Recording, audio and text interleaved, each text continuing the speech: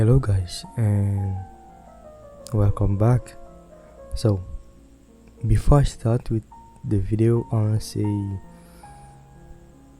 thank you guys for watching my content, for subscribing to my channel, and for interacting with my stuff. It's really great to see some of you guys that kind of take some time and just watch some of my videos and to kind of leave a comment.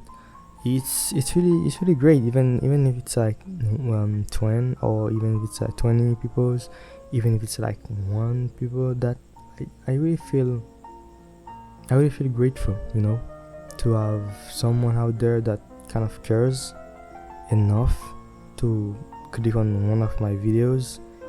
That mean so much to me, guys. Thank you. I really mean it. So today in this video, I'm going to talk about boredom. Yeah, boredom. More specifically, I wanna talk about how not to get bored with art, how not to get bored with drawing, how not to get bored with painting, because most of us guys out there are kind of doing it almost every day. There are some people that I know, even me myself, at the period I was doing art constantly, like fucking 6, 7, even 8 hours a day. I was drawing, I was painting. So not to get bored. How did I do to still continue drawing and painting and doing this every day, guys? So let's get started. So first of all, you don't want to chase like something bigger than you can reach. Like, I know some beginners, if I want to say it, beginners that kind of want to draw like some pieces that they don't really have the skills to do.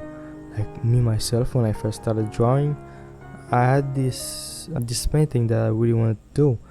I wanted to draw a classical kind of style where Jesus and all the peoples are on his feet. Unfortunately, I still haven't drawn this particular scene until today. So I don't know what's keeping me from drawing it. But when I kind of first started, I tried to draw it. It was so fucking frustrating, to kind of trying to make something. You want to make it. You have the idea pretty clear in your head. You know what you want to do. You know where some of the people must be, but you can't. You just can't, and that's really frustrating. And for most people, that's going to get boring really quick, and that's probably going to push you from drawing, and that's a no. You don't want that to happen. What you want to do is kind of set some small goals for yourself. If you're starting, say for example, if you don't want to get bored, you can say, okay, so from this period to this period, since I'm first going to start, I'm going to try and see if I can make Kirby. The Kirby for Mario. And so you try to draw Kirby, and probably from this period, I'm going to draw some flowers. Why not? And when you got a really good feel for drawings and shit, so you can maybe say, okay, so I'm starting to like this. Why not try to learn the fundamentals? So yeah, that's another point in my list, not to get bored. Try and learn the fundamentals. Most artists are going to give you this advice. I mean, for not the same reason that I'm going to give it to you today. So most others are going to give you that advice to learn the fundamentals. If you want to get good, learn the fundamentals. If you're starting to get bored and you don't really know what to do and you are kind of in an art block, if I want to say so, why don't you say, okay, so from I'm going to make the next month, I'm going to try and draw a head. There are a lot of great materials out there. I really took seriously the fundamentals and any moment of boredom, really. So I was really bored and I say, you know what, let me try to watch some videos on the fundamentals and maybe I can go along. From here I started to try and I learned how to make a decent head. From there I pretty much learned most of the anatomy and most of the other fundamentals. That's a really great thing. Try and learn the fundamentals not to get bored. And also, don't stuck only on the fundamentals. If you only stuck on them, you're already going to get bored by doing that too. So the thing is not to get stuck on one thing and kind of mix what you are learning from the fundamentals and probably try and incorporate them in some art challenges. I know Instagram is really great for that. There are the do it in your style challenges. There's Inktober. There are a lot of challenges. Particularly, I used to participate in a lot of tries in your styles. That was really great. And also, I'm on Discord with some friends, and we kind of make some challenges every now and then to kind of entertain ourselves and not to kind of like just get stuck on the a practical side of art, on the fundamentals and stuff. Yeah, and also you wanna try different stuff. You would want to try different medium. If you started art with digital, don't just stuck with doing digital art only. At some point, maybe for maybe not for everyone, but at some point it may become a bit boring. And also I always from a personal experience, I always encourage people to try traditional art, because I don't know if it's because I started doing traditional art. I'm not saying traditional art is better, that's far from it. I'm just saying try it out. Maybe you would get a feel for it and maybe you'll like it better than digital art, or maybe you won't like it and kind of stick to digital art. So maybe so like me, I started with traditional art and I kind of switched to digital art. And since digital art is a bit more commercial and stuff, and since I'm living in a pretty rough country, it's only via digital art that I can kind of sell my stuff out, that I can work with different clients.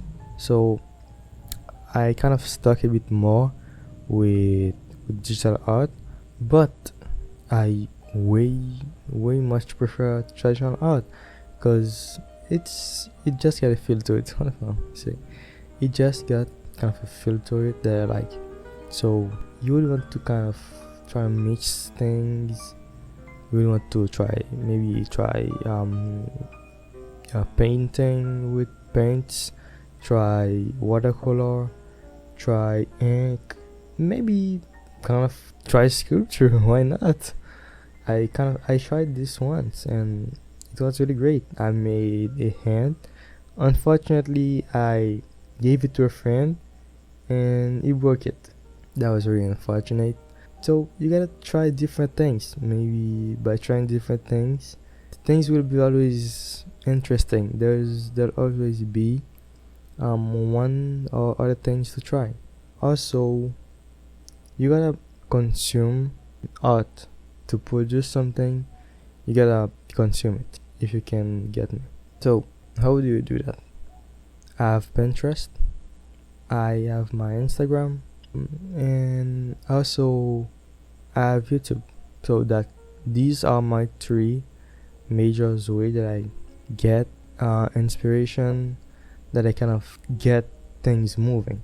So maybe I'll get on Pinterest, I'll be browsing some things, and I'll see an artwork maybe, or in a picture that really speaks to me, and maybe I'll try draw it and kind of mix it with other things, mix it with stuff from me, and making new things. Maybe I just want to reproduce it. Why not? So kind of you gotta consume art, but also with that comes with a pretty like a double. This is kind of a double-sided thing. You don't want to consume too much art, because when you do, that's kind of bad. Some people's, when they kind of like are always seeing stuffs that are way better than theirs, they tend to get discouraged, because they are saying like, yeah, I'm so bad at this, I can't even draw this good, or I can't even draw that good, I'm never going to be that great. Try and limit the amount of art you consumes, but also don't just stay and never like to just stay and always just draw stuff from your head. Because if you don't observe things, if you don't try and learn from other people's that have already tried and that are better than you, you won't really get great, that good, you know. Or if you can just observe from nature only. That's how people before us did. They just observe from the nature, they observe things, they go out and they paint stuff. And yeah, also that's another point. You gotta go out sometimes. You can't just stay in your room and draw things. You gotta go out, and if where you are living there are trains, you can try and draw people on the train. Maybe you can give them or show them what you draw. Maybe you don't, because that's your thing. You just want to practice some things. Why not, when you go out sometimes with your friends, you draw the environment? Maybe you don't really need to draw. You can just stand there and observe, pay close attention to and stuff, how the light bounces, how the shadows form, the different shapes of the works. I mean, there are so much stuff to observe that even if you just spend more time observing and kind of less time drawing, you'll really get great results. So that's a really great skills that most people's kind of left behind, is the skills of observation. You gotta observe more, go out more, and like that you'll be always building like your internal library. And if you kind of have enough stuff in your internal library, you won't really get bored, because you will always get have something to draw. You always have an idea of something you kind of saw, and you say, oh, that was cool, and I want to draw that. So kind of you need to always be observing. And also you can listen to some podcast from other artists. You can listen to other to things that don't really relate to art. Anyhow, so I or how do I say that? I like listening to music. most of the time, when if you are living in the same place with me, if you saw me on the street, I always have my earphones on, and I'm always listening to music. Maybe if I walk past you, I won't even notice you. You can probably call me, I won't even hear you because I'm listening to music. I'm probably listening to something else, a podcast or something.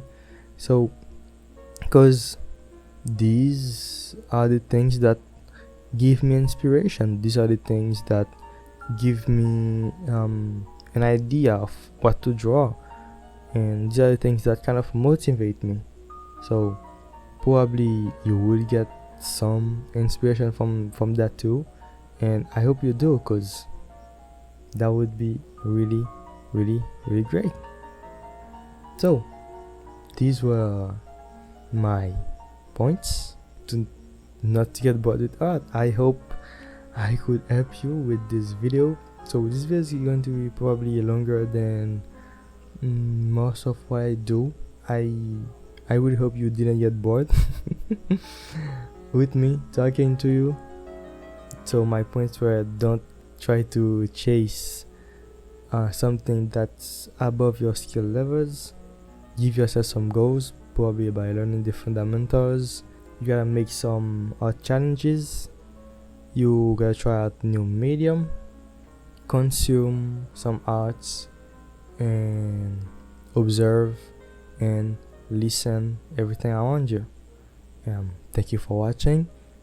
If you are still with us, probably leave a like, leave a comment to say how you feel about the video, and share your thoughts with me. And I'll see you next time. Bye bye.